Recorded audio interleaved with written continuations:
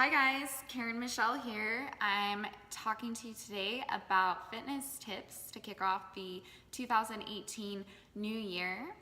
Just so you know, I am a competitor. I compete nationally in the NPC in the bikini division. This last year, 2017, I placed 5th at Junior Nationals and I placed 4th at USA Nationals. And you better believe I'm gonna go kill it in 2018, starting off my year with Junior USA Nationals. I am also a health and fitness coach, so I do online coaching. I'm a certified personal trainer, and I also do one-on-one training at the Lion's Den. I've always been into fitness to some degree, but I think what everyone wants to know is how I got into doing things for aesthetic purposes. I started out with soccer, and then I was big into basketball at one point, so I really enjoyed playing basketball. I was really into gymnastics when I was little. I grew up in Dallas, Texas, so I was like really into like the competitive gyms there. When my family moved up to Washington, I was like well above the level that most of the kids were at growing up here in Washington with not as competitive gymnastics teams. So I was really into gymnastics and I kind of kept that going. And then I was able to make the cheerleading squad when I was in high school too, without ever having like a cheer background. And I actually did that my senior year. It made some of the girls, I think, not very happy on the team that had been doing it forever, because I just like showed up and started cheerleading. I was really into that, and then track and field was my big thing too. I started out when I was younger as a runner. I did sprints.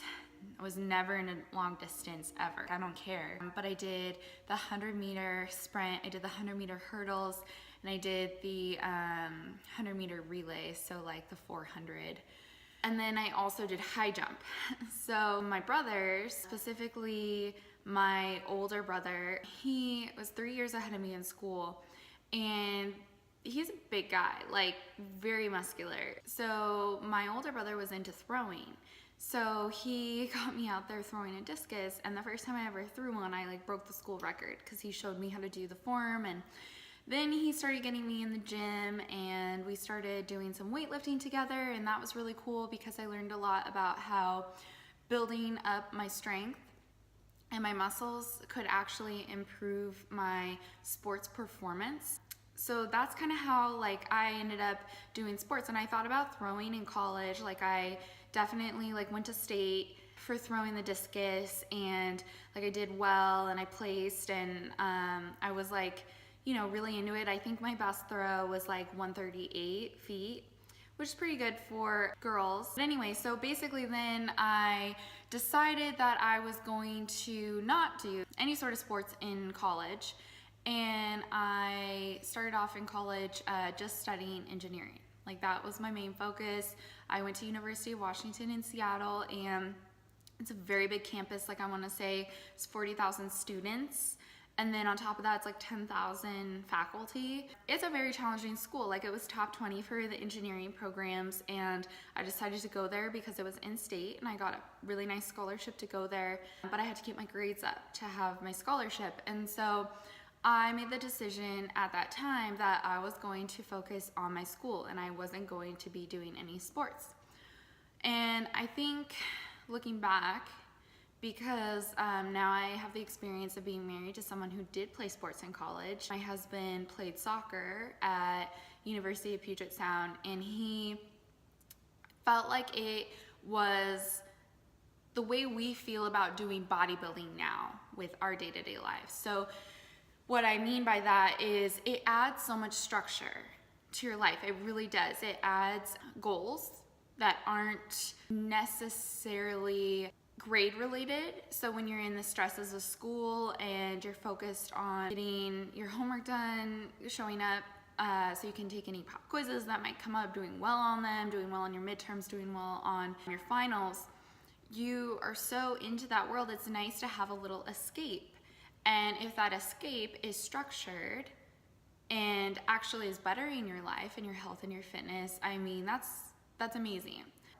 Looking back, I'm like, man, if I had started on my health and fitness journey sooner, I would have been light years ahead of where I am now. If you want to build that lifestyle, I got some tips for you.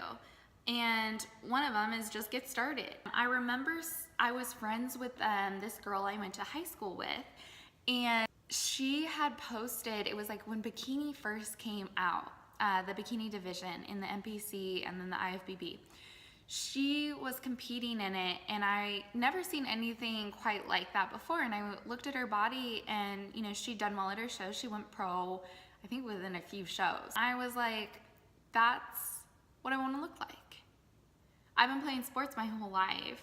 I decided to take a break for college. However, now I'm in a situation where I might have a college degree, but with my lifestyle, I don't even know how to get started with fitness. I don't even know what to eat. Like, how did I not know what to eat? I mean, most people don't know the basics of what to eat to create the physique you're looking for. Like, there's so much bad information out there. So I remember looking at that picture and being like, how on earth do I make that happen for myself? And I was busy with things, you know, I was like flying around the country for interviews, but I was just not in shape, and I didn't know how to get from point A to point B, which was the person who was extremely inactive, studying all the time, eating whatever. I mean, I was young then, so I could definitely get away with it. You know, like I went to college right after high school, and so I was young. Like I graduated at, I think, 22 years old. So I could pretty much eat whatever I wanted and get away with it. It was more so when I transitioned into working. So my first job out of college was, I took a job with Intel Corporation, and I was working there as an engineer. And I remember just the fluctuations that I saw with people when I was working there were insane. Like, people would start working there and some people gain like 30 to 50 pounds, no joke. And one of the big things at Intel was they had free drinks, just sugar, basically flavored, that comes out with the soda water. So that's free. You can have that all day. And you know, working as an engineer, it's a cutthroat industry. You know, you gotta earn your salary and more to be competitive, get a raise, get your promotion, whatever. People were like drinking that stuff like it was no big deal. And when I started out, I was like, ooh, Sprite. Gotta have my Sprite, you know? And I was drinking all this Sprite, Diet Coke, whatever, and packed on the pounds. I wanna say there was a point where I was like on the verge of 160. Yeah, that was kind of freaky. So anyway, I started running. I thought that would be the best way to like lose the weight. And I was like running with the idea that I was like gonna look like all these girls that were lifting to get the physique that they wanted. I didn't really understand nutrition, portion sizes, how to manipulate and coax the body with food, which is essentially what a coach is helping someone do. I mean, I could give you a meal plan, that's my meal plan, and it's not gonna work for you because your body is at a completely different metabolic set point. Your body has adapted to whatever it is you're eating, which is most likely not what I'm eating. So that's my first tip, get started. My second tip, get enough water in. People do not drink enough water. Like, I see this over and over and over again when I have clients fill out my initial questionnaire. I look over the whole thing. I make sure I have everything I need to get them started from where they are to then get them where they need to be. And one of the things that I've noticed is no one's drinking enough water. I drink a gallon a day. Right now, I literally like pour my gallon into my shaker cup. And I've actually got some BCAAs in here too, which is like a great resource. If you don't like necessarily the taste of your water, I mean, water is different everywhere in the country, right? Like, you can have bottled water, you can have gallon water, whatever. I love the Portland tap water. Like, some people don't like it. They say there's too much like sulfur in it, whatever.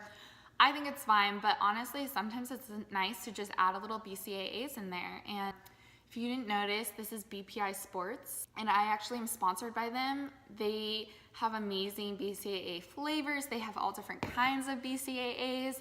So if you want, use the code I'm gonna put on the screen. Go to bpisports.com and use that code for 20% off your purchase, and get yourself some BCAAs, get yourself some, supplementation, creatine, protein. I use their protein powder, is so good. But anyway, that's often another tangent. So get your water in. Water is so essential for anything that you're gonna be doing.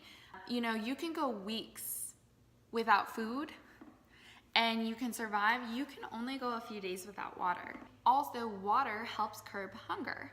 It really does. So it will make you feel more full.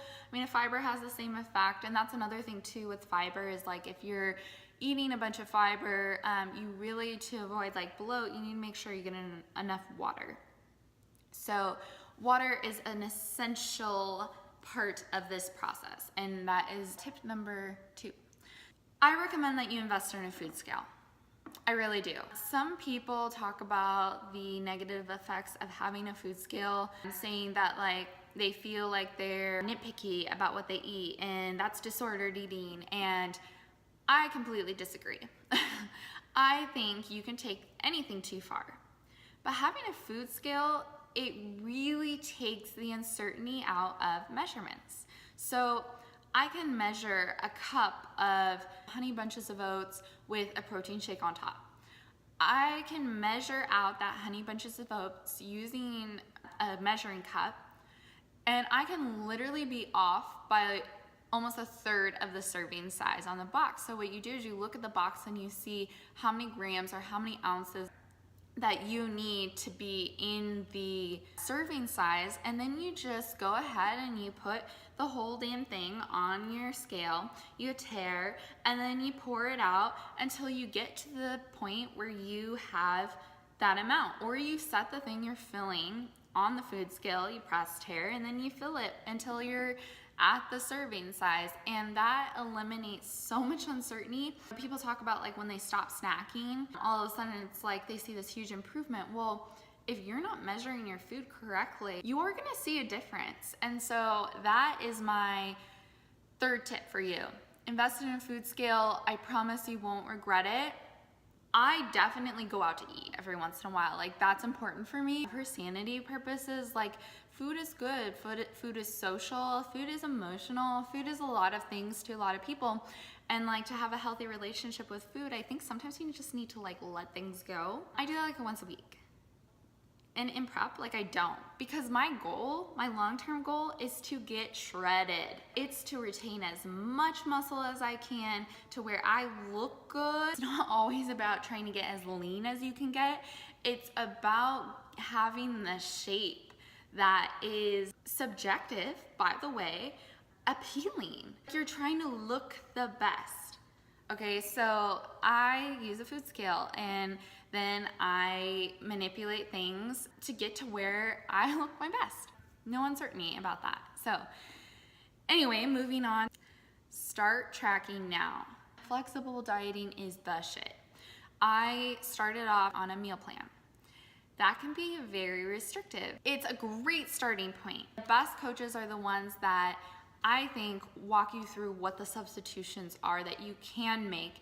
Get you signed up on MyFitnessPal or whatever app you're using to track and really go in and play with the damn thing. Like make it your tool, make it your bitch. Have it be that thing, you're getting all the resources out of it and you're making it something that works for you long term. If you don't have a baseline of where you're at, like I said, you manipulate from your baseline. You are at a certain point. You're at A right now. You want to get to B, okay? You can't get to B without knowing where A is. It just doesn't work. So start tracking now. Start getting comfortable with what's in your food, what your macronutrients are. Fiber intake, that's an important one too. Just do it. So that's my fitness tip number 4. Is start tracking your shit now. Moving on to fitness tip number 5. This one is so important because I think sometimes we get so caught up in the day-to-day, like I gotta get my fitness in, I gotta get my workout in, I gotta get my nutrition exact, all this stuff. We forget to take a break. So rest and recovery, so important. This is my last fitness tip. It probably like trumps all the other ones. You need to go take rest and recovery. What does that mean? For me, it means I'm getting regular massages. I'm taking regular rest days. I'm going and getting chiropractic work done when I need it. I'm going and getting acupuncture done when I need it. I'm reading a book. I'm informing myself on new methods, new ways of coaching, meditation, yoga. That's so important. It really is. Sleep is essential. If you don't sleep, like, your body's not gonna recover. Your hormones are gonna be all out of whack. You're gonna be more hungry. You're gonna go eat shit that you didn't wanna eat. I really recommend rest and recovery. So those are my 5 fit tips. Tip number 1, just get started. Tip number 2, drink your water. It's important. Tip number 3, invest in a food scale. Tip number 4, start tracking now. And then tip number 5, rest and recovery. It's so essential. Don't forget it. Anyway, I hope you guys enjoyed this episode to kick off the new year. I'm gonna follow up with a workout. Go ahead, comment below, give me any sort of questions you have for me. I wanna start doing normal Q&As. Don't forget to subscribe and give me a thumbs up if you like my content. Yeah, I could use some thumbs up.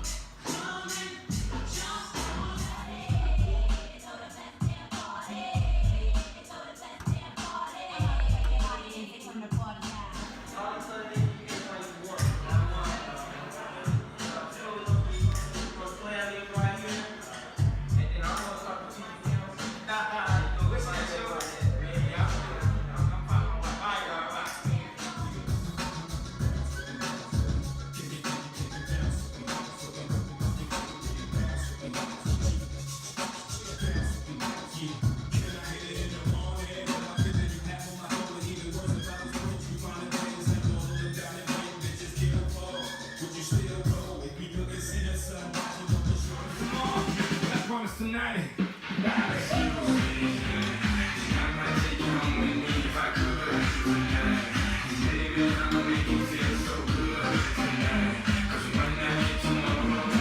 If you get the chance, you better keep her. She's sweet as Barbie, if you break her heart. Sprung and I don't care. She got me like a roller coaster. Turned up back over to a fair. Her love is like a drug. I was trying to hit it and quit it, but the mama so deep. I messed around and got it. She's got to save him.